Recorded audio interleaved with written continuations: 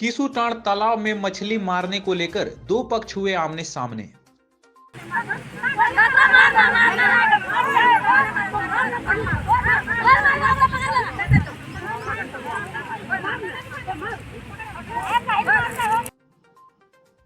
मामले में दोनों पक्ष के लोगों के हैं अपने अपने दावे। एक पक्ष तालाब को गैर मजरूआ तो दूसरा पक्ष बता रहा रेयती। मछली मरवाने बतौर मजिस्ट्रेट गए प्रभारी सीओ ने कहा, कागजात जांच के बाद होगा निर्णय। सीओ को झेलना पड़ा ग्रामीणों का विरोध।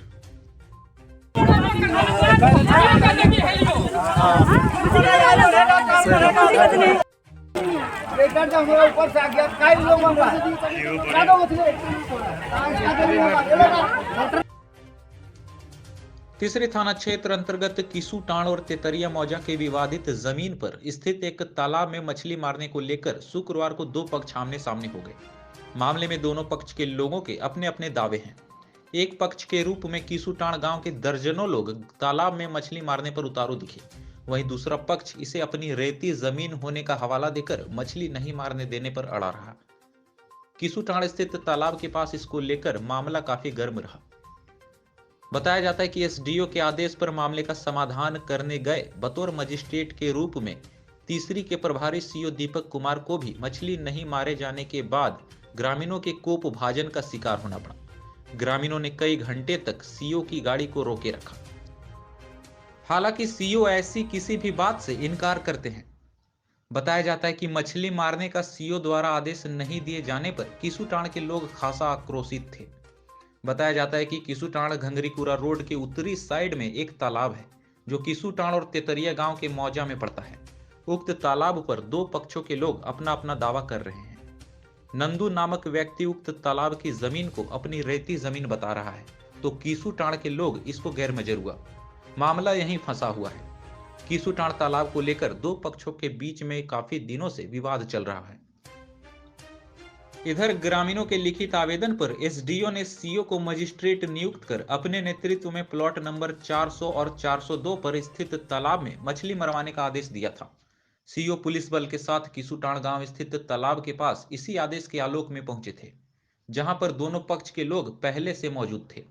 सीओ के वहां पहुंचने के बाद मछली मारने की प्रक्रिया शुरू की जाती, लेकिन इससे पहले ही एक पक्ष के व्यक्ति जमीन का कागजात लेकर आए और कहा कि प्लॉट नंबर 447 पर तालाब बना हुआ है जो उसकी रेती जमीन है। अब मामला यहीं फंस गया।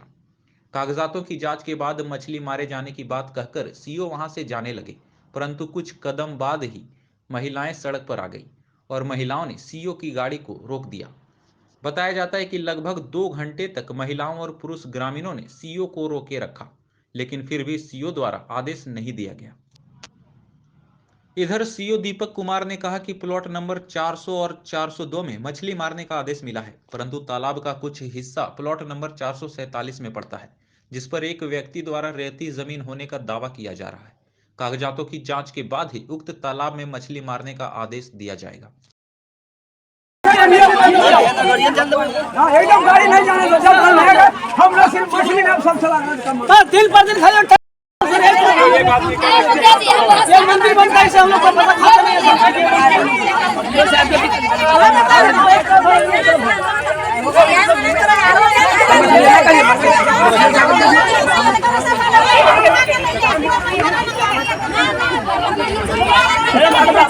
ये का बड़ा के कमाई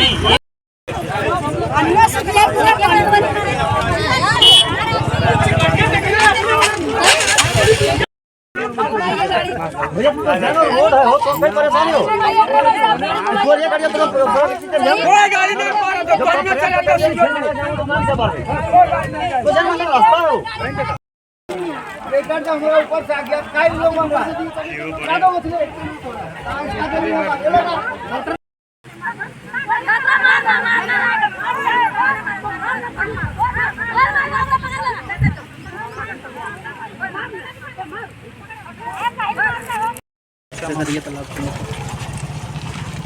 वहाँ तो मछली विवाद को लेकर मामला है, ठीक है। उसमें से 402 और 400 मतलब प्लॉट नंबर और एक प्लॉट नंबर है 447। तो मतलब उसका भी हिस्सा 447 का भी हिस्सा आ गया है उसमें तालाब में, तो जिसके चलते थोड़ा सा दो पक्ष में मतलब विवाद का कारण था। तो सर आदेश के बाद मछली मारा गया या ऐसे ही?